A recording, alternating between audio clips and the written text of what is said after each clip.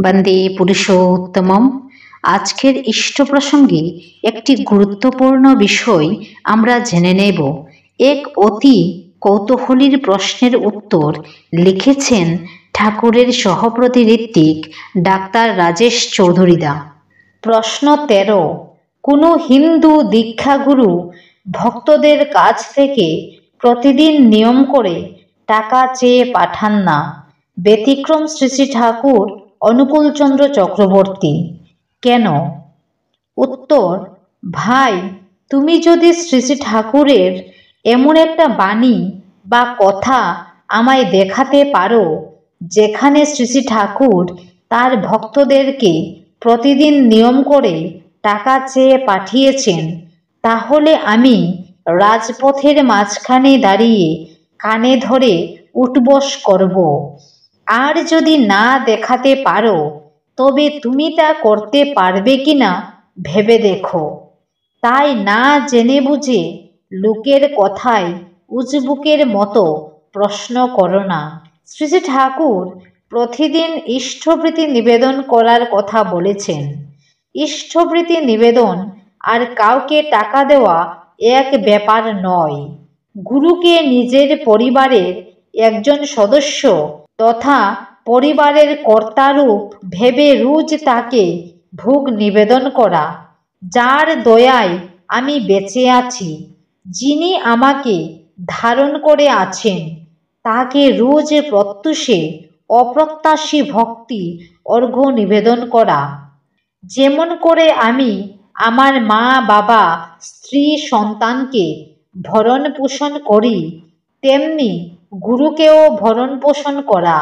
ইষ্টভৃতি একটা যজ্ঞ। এই যজ্ঞের সাথে ভক্তি, বিশ্বাস, সমর্পণ জড়িত।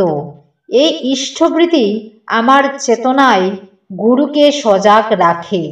এই ইষ্টভৃতির কারণে সৎসঙ্গীদের মধ্যে শ্রী শ্রী ঠাকুরকে নিয়ে এক পাগলপাড়া ভাব দেখতে পাচ্ছ।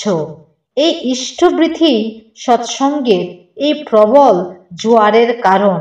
এই ইষ্টভৃতি আমাদের বোধে গুরুর প্রত্যক্ষ অনুভূতি সৃষ্টি করে। সে তুমি বুঝবে বলে মনে হয় না। আর কে বলল তোমাকে কোনো হিন্দু গুরু ভক্তদের কাছে টাকা চান না?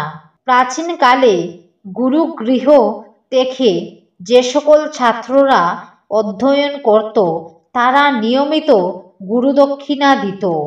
কুলগুরুরা প্রতি বছর 1-2 বার শিষ্যের বাড়িতে আসলে ব্যাগ ভরে দক্ষিণা সামগ্রী নিয়ে যেতে দেখেছি। কিছুদিন পূর্বেই ভারতবর্ষে বিশাল রাম মন্দির নির্মাণ হলো। তখন সারা দেশে প্রতি ঘরে ঘরে গিয়ে প্রভু শ্রীরামের নাম করে অর্ঘ্য সংগ্রহ করা হয়েছে।